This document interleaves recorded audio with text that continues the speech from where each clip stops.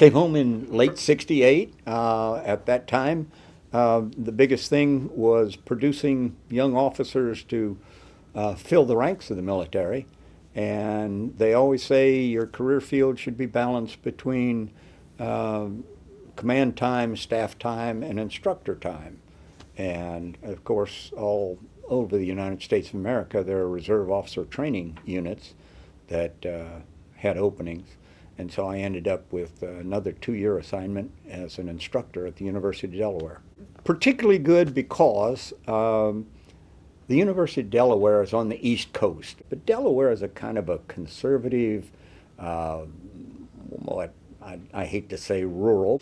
And when I got there, there were 4 other guys, all from the CAV, and I was again the senior, so I got the seniors, which is the best of the assignments you can have in an ROTC unit. And because I had Ranger training, I got the guys that were into being a little cut above. And yeah, we had a great professor of military science, an old colonel by the name of Frank Nemeth, who had been an old 101st Airborne. And he let these young majors, take the bit in the mouth and run with it. I was able to increase our volunteer in my unit, the little Ranger outfit.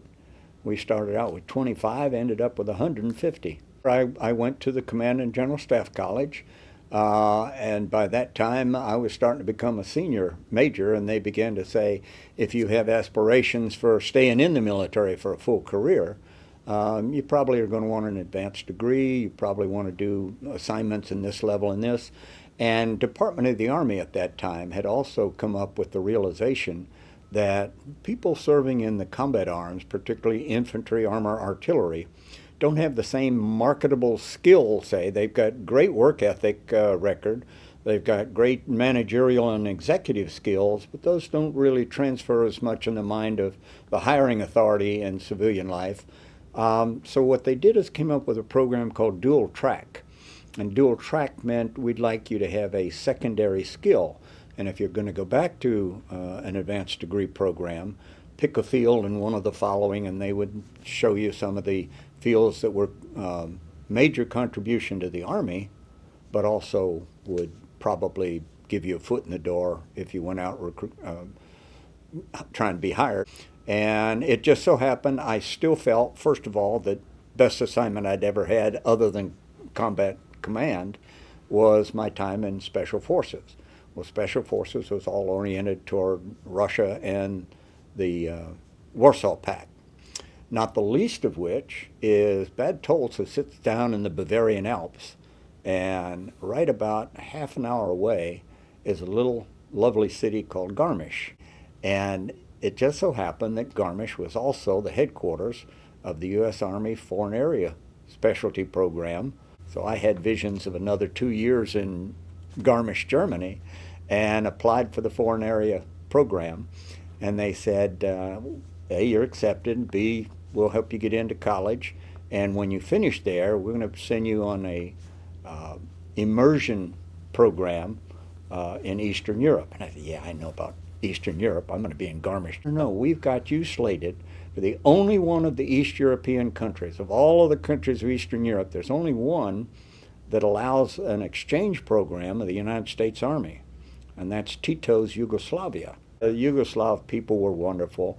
The country was communist, that meant the government was, but the people were all very Western. They snuck out every chance they went over to Italy and come back with Western styles. And yeah, I love the Yugoslav people.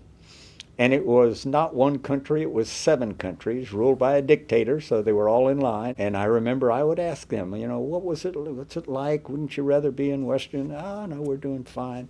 And of course what they were comparing was, under this guy, where we now have electricity and running water, versus World War I, where we didn't have that, what the hell, this is a good lifestyle. I was originally slated to be out in one of these offshoot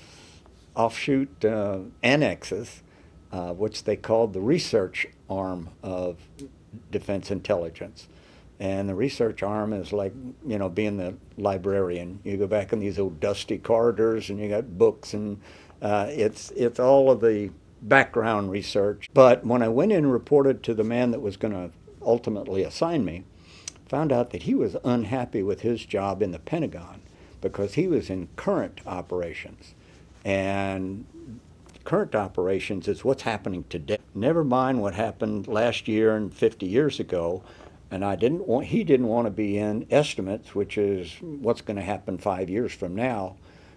This is the assignment that requires you really to be involved, because that's what everyone wants. Give the briefing today. I want to know what's going on right now and how's that impact tomorrow.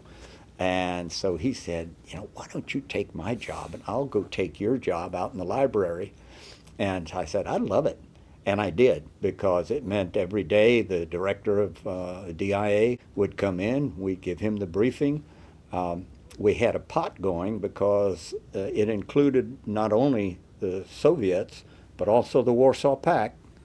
And it just so happened that DIA included, as part of the Warsaw Pact, Albania, which was not technically in the Warsaw Pact. So my intel specialists all had a pot going. You'd throw a quarter a week into there. The first guy that could get an article, that thing got up to about 400. China's doing something terrible and Albania agrees. No. And I loved it because I had, as the chief of the Soviet Warsaw branch for current affairs, I had a Soviet specialty subdivision, had Army, had Navy, Air Force, and missiles and space launch, and one other, political military affairs. But the Navy analyst was one of these guys. I just loved him. He was the quintessential Slav genius. The guy was just brilliant, and he could piece things together, and he had just, photographic memory of things he'd read a month or a week ago. And he put together a briefing.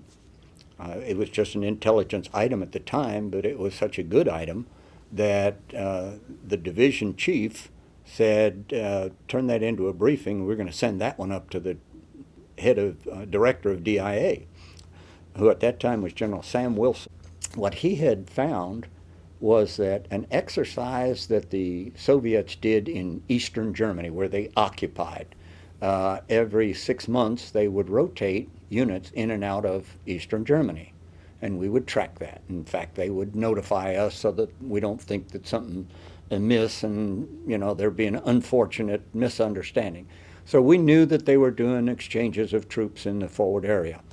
The Navy, meanwhile, was having exercises just as we do, and these were communication exercises and deployment and exercises in mutual communications. At the same time, the Air Force has worldwide exercises. Well, they would all take place at different times of the year. And this little genius said, that exercise that usually took place in April is now taking place in May. And this Navy exercise is taking place at the same time. And that Air Force global exercise is taking place at the same time.